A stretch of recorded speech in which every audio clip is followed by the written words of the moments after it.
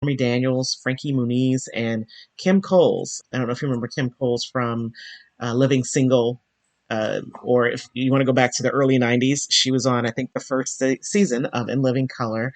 So yeah, they're going to have this mix of people. There's more that are going to be in the house. These are just the individuals whose names I knew and kind of grabbed. Not sure how to feel about Kim Coles and Tamar Braxton being in the house. This will be interesting. I don't know what kind of spin this version of the surreal life will have. You know, I don't know. I'm going to hold out judgment. I definitely will tune in for a couple of episodes to get a sense of whether or not I'm going to stay in there watching it. I mean, it's just the Surreal Life was a very interesting show, as I said, because you got a glimpse of what life was like for these people who maybe were trying to find jobs, still trying to get their recognition back as a celebrity, and again, even trying to overcome drug addictions or financial issues. I mean, you name it. It was just really cool to see that. So I don't know if they're going to be as candid this go around. Maybe they will. I am surprised to see Tamar Braxton coming on a show like this, given her mental health that she, shared with us, her mental health issues that she shared with us. I don't know if it was last year now or the year before last when she indicated she suffered a mental break. So I am surprised to see that she is going to enter a space like this because it could go really wrong. I don't know if there's anybody in the house that's going to upset her per se, but back in the early 2000s, it was definitely a show where your weaknesses, your personal challenges, all of that would be laid out there. So this will be interesting to see, how all this pans out for her, particularly. I probably would have not wanted her to go into this space. I'm a Tamar Braxton fan, so I think she could and should come back to reality television. Just don't know if this is the right space for her. So they haven't set a clear release date from what I could tell, but it appears that it will be on VH1 once again.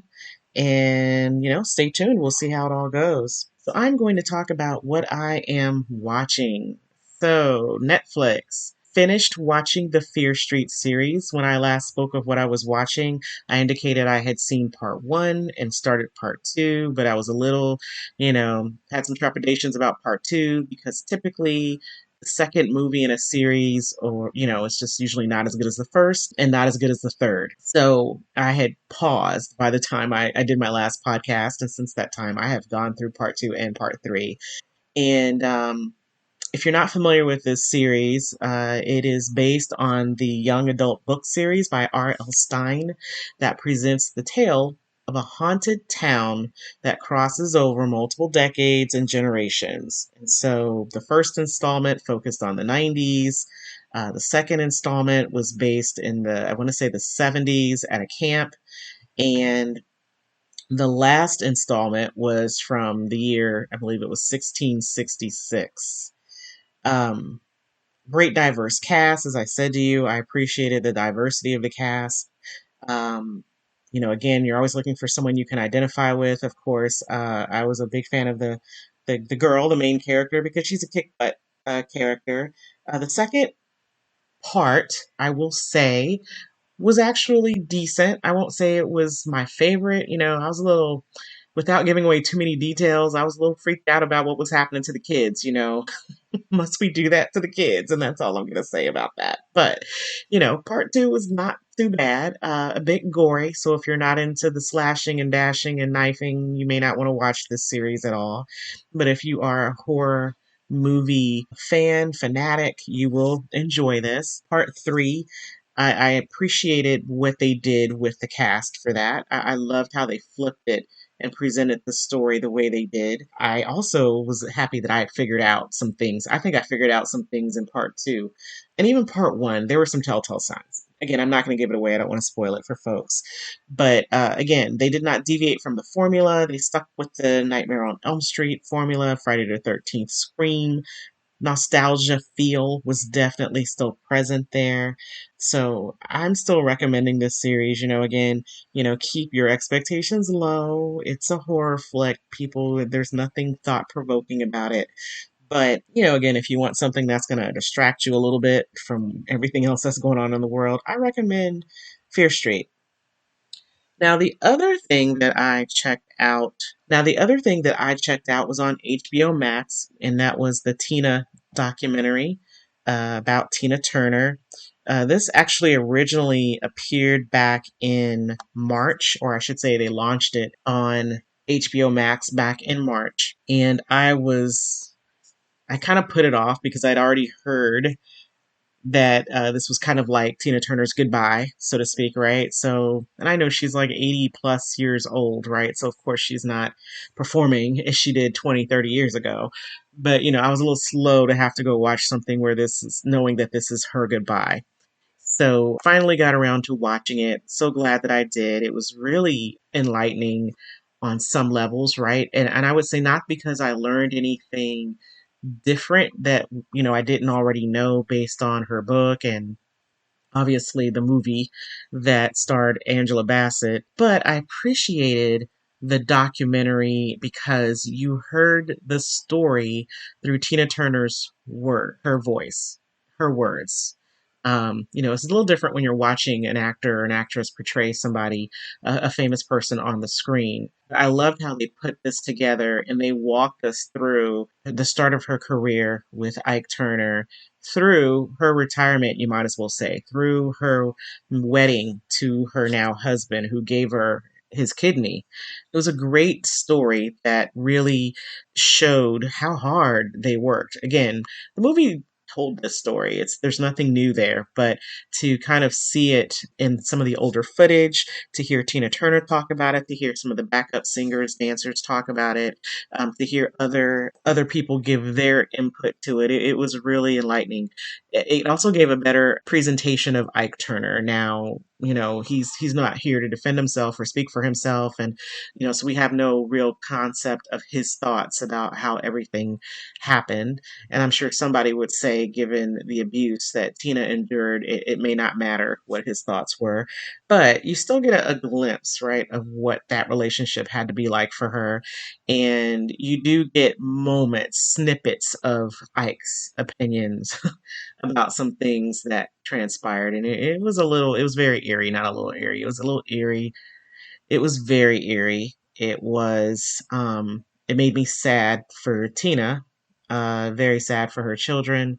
But yeah, it was very eye opening to her experience in that relationship. What were my ahas or my takeaways from the documentary? What I would like to say my takeaways was just her endurance to keep going after that marriage ended after 40. And I've always kind of felt that way, not so much because this documentary pointed it out, but it just kind of reinforced the fact that this is a woman who basically had to rejuvenate her career, had to jumpstart her career after her marriage ended. And she, went through a lot to prove that she was worthy of getting a record contract, worthy of continuing in the business, and showing that the people still wanted to hear from Tina Turner. So that in and of itself, I've always thought that's inspiring, right? That someone over 40 is able to jumpstart their career and take it to the next level and make it better than it was perhaps even the first half.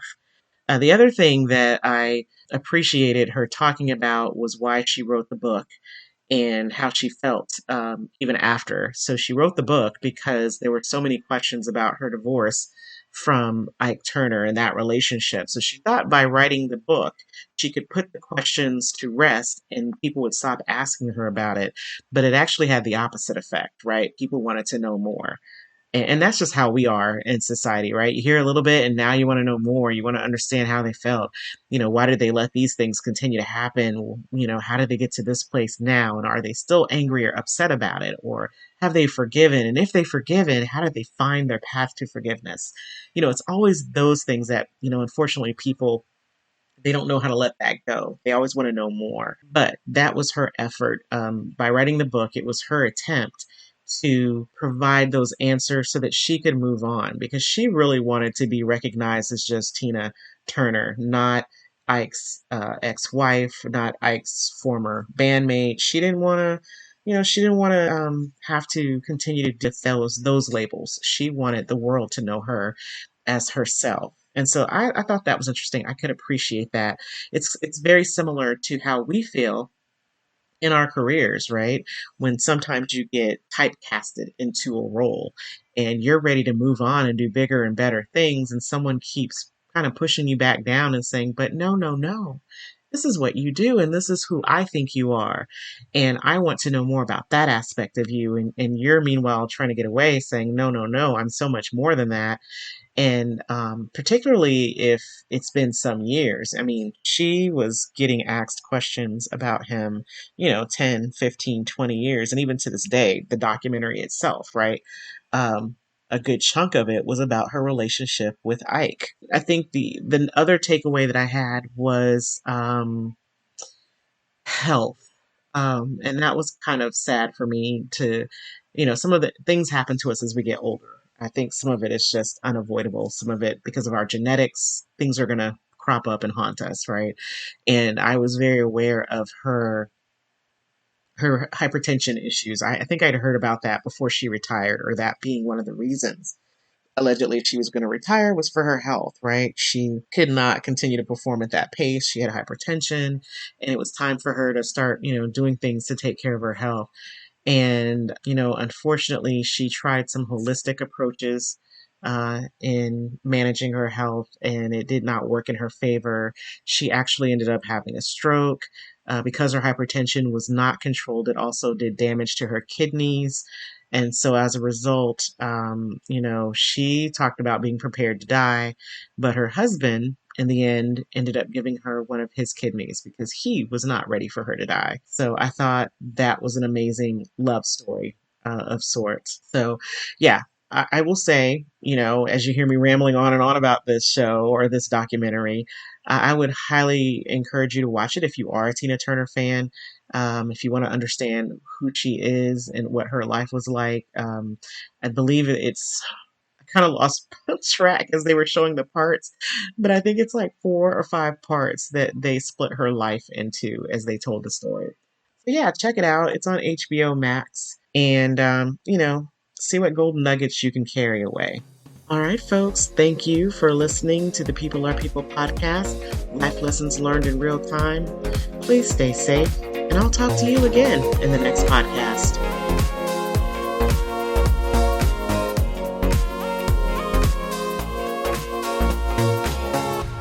Hey folks, it's your girl, Lexi Mahari, host of the podcast People Are People, Life Lessons Learned in Real Time, where we talk about everyday life and the crazy things we bump into along the path to having our aha moments. What does that mean? Come on, folks, don't think so hard. Just download and listen today. Available on most podcast platforms.